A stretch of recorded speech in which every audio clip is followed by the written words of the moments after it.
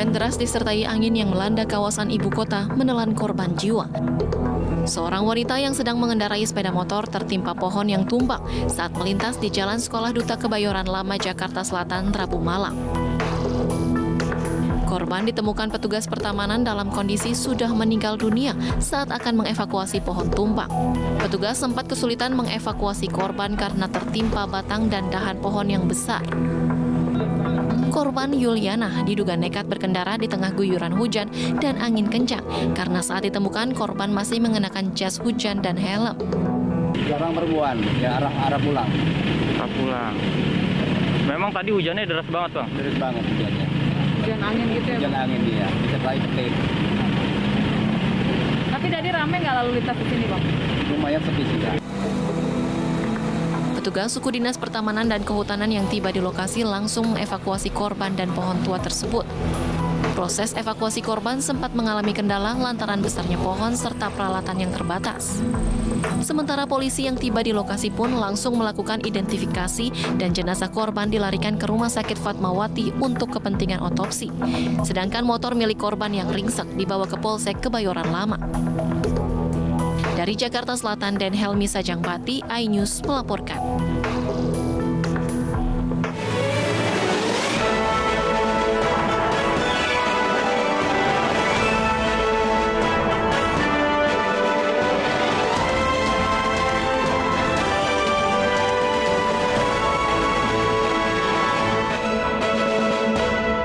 Banjir merendam ratusan rumah warga di Perum Pondok Gede, Permai, Bekasi.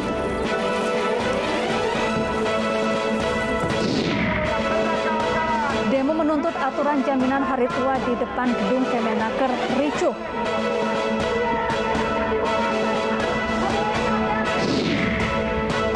Mantan Wakil Ketua DPR RI Aziz Samsudin divonis 3,5 tahun penjara.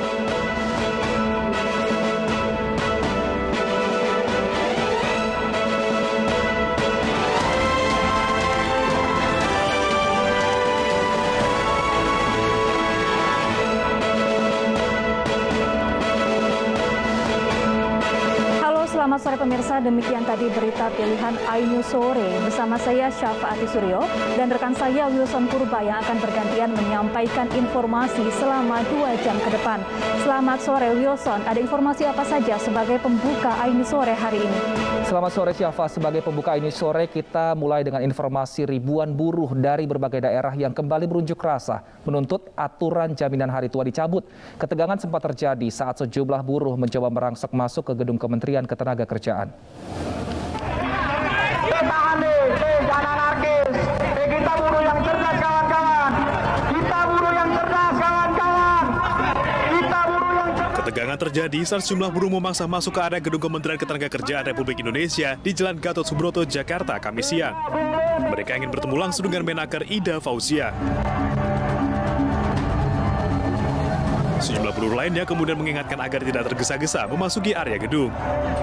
Dalam aksinya, buruh menuntut pemerintah agar aturan jaminan hari tua yang bisa dicairkan saat persetangan berusia 56 tahun segera dicabut.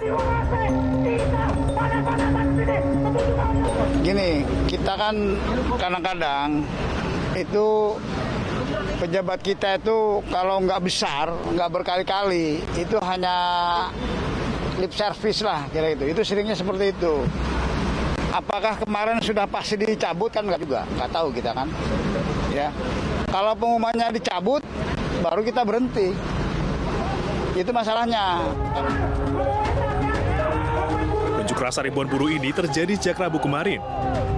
Mereka mengancam akan terus melakukan aksi sampai tuntutannya dipenuhi. Dari Jakarta, Vicky Rian, Yulisa Febiola, Yudi Perbana, iNews melaporkan.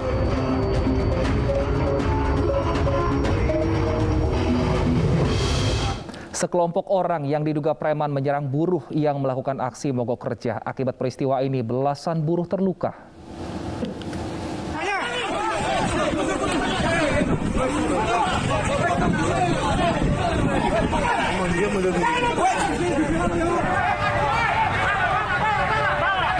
Ratusan orang yang diduga preman menyerang buruh Nikatasa yang sedang melakukan aksi mogok kerja di Jalan Rungkut, Siar, Surabaya, Kamis siang. Tidak hanya memukuli buruh, para preman juga merusak sepeda motor para buruh dengan balik paving dan kayu.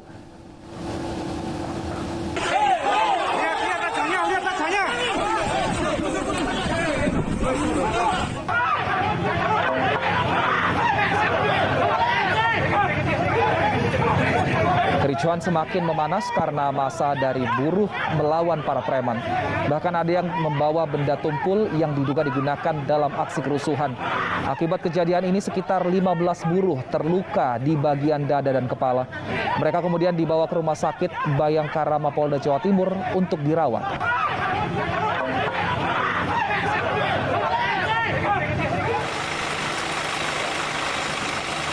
Ratusan orang yang diduga preman ditangkap aparat kepolisian dari Polrestabes Surabaya untuk diinterogasi dan dimintai keterangan terkait penyerangan terhadap buruh tersebut.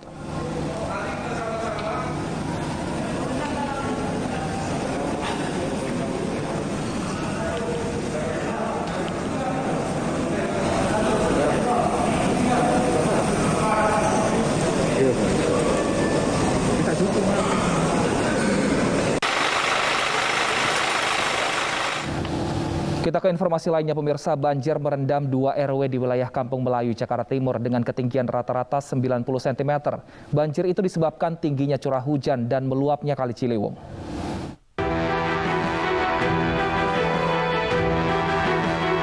Banjir merendam permukiman warga di wilayah RW 04 dan RW 05 Kampung Melayu, Jatinegara, Jakarta Timur.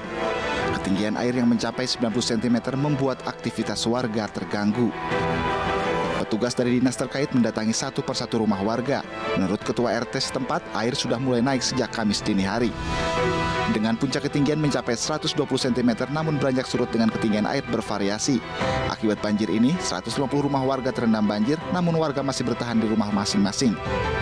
Tidak ada langkah-langkah khusus yang biasanya sih. Biasa aja ya, karena masih berstatus siaga 3. Ya.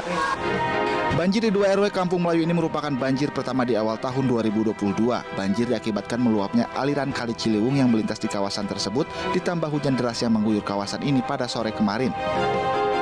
Dari Jakarta, tim liputan iNews melaporkan.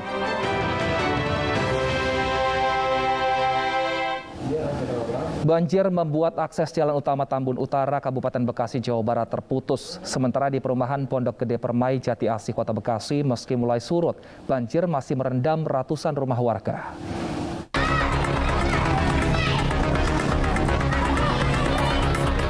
Meluapnya Kali Bekasi akibat hujan deras membuat akses jalan utama Tambun Utara, Pisangan, Satria Jaya, Kabupaten Bekasi, Jawa Barat terputus.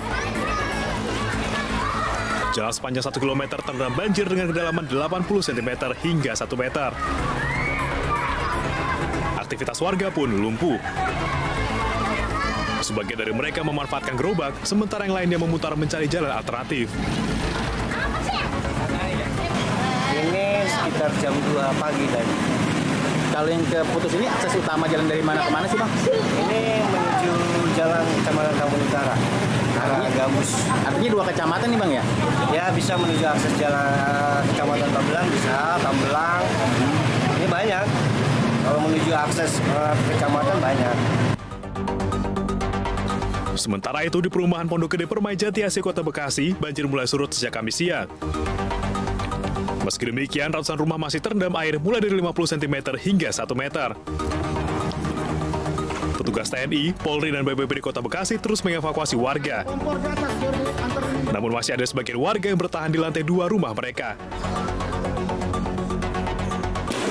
Sekarang kita lihat situasi di sini. Tadi kita sudah tampung aspirasi warga di sini. Apa keluhannya? Apakah ada yang butuh dievakuasi atau tidak? Tapi rata-rata mereka masih bisa bertahan karena rumahnya rata-rata memang lantai 2. Cuman tadi keluhan mereka sampai jam segini ada yang belum sarapan.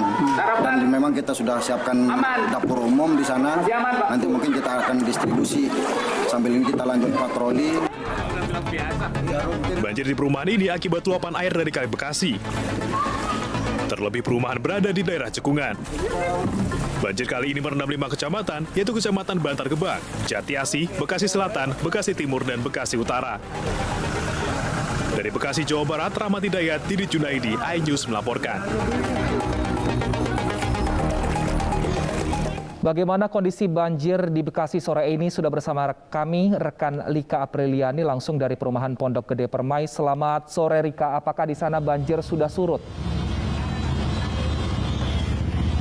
Ya, Wilson dan juga pemirsa, banjir di Pondok Gede Permai di Bekasi ini sudah berangsur surut, di mana jika kita lihat sekeliling ini sudah ada warga yang mengungsi, maksud kami udah ada warga yang membersihkan dari pulang mengungsi dan juga membersihkan rumah mereka yang tersisa akibat banjir, yaitu banyaknya lumpur di sekitar rumah kawasan Pondok Gede Permai ini. Dan juga untuk jalanan di sepanjang PGP ini yang sempat ditutup akibat banjir ini sudah kembali dibuka, di mana terlihat bahwa kendaraan seperti sepeda motor maupun mobil ini sudah bisa untuk melalui dari sepanjang jalan PGB ini. Mengingat bahwa banjir sempat terjadi sampai setinggi dengan 2 meter, ini yang mengharuskan warga untuk mengungsi dan juga sebagian lagi warga ini tetap bertahan di lantai 2 dari rumah mereka. Akibat dari banjir ini yaitu terjadi karena luapan dari Kali Bekasi yang terjadi karena hujan yang terus-menerus menggenangi Kota Bekasi sejak Rabu malam. Dan juga akibat dari luapan Kali Bekasi ini juga diakibatkan sampai ke 5 kecamatan, yaitu di Kecamatan Bantar Gebang, Kecamatan Jati Asih, Kecamatan Bekasi Barat, Bekasi Timur, dan juga Bekasi Selatan. BMKG sempat memperingati akan terjadinya cuaca ekstrim dari tanggal 17 sampai dengan 23 Februari 2022 mendatang. Untuk itu masih ada kemungkinan untuk terjadinya banjir susulan, maka warga diminta untuk selalu tetap waspada. Wilson, kembali ke Anda. Terima kasih Lika Apriliani atas laporan Anda dari Bekasi, Jawa Barat. Selamat bertugas kembali dan tetap berhati-hati. Pemirsa, tidak hanya di Jakarta dan Bekasi, banjir juga merendam perumahan Villa Nusa Indah Bogor, Jawa Barat. Sejumlah bayi dan lansia dievakuasi petugas.